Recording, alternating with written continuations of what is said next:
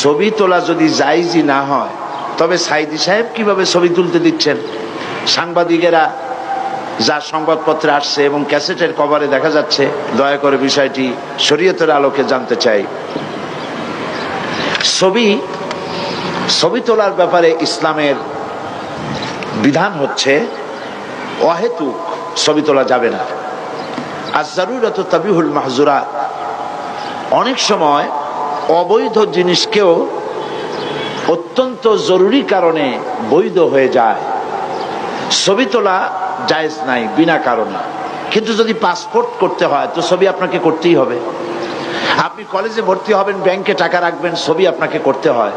হজে যাবেন, সেজন্য আপনাকে ছবি করতে হয়। এমনি ভাবে যে সমস্ত জরুরি কাজ আছে, সেসব জরুরি কাজে ছবি তোলা জায়েজ আছে, কিন্তু শৌখিনতার কারণে ছবি বানাইয়া অ্যালবামে বাঁধাই করা অথবা ফ্রেমে আটকিয়ে ঝুলিয়ে রাখা, এভাবে এই কারণে ছবি তোলা জায়েজ নাই। আমার ছবি তোলার ব্যাপারে যে প্রশ্ন তুলেছেন, আমার ছবি যারা তুলছে আমার সামনে, তারা শৌখিন কোনো ফটোগ্রাফার নয়, এরা সাংবাদিক।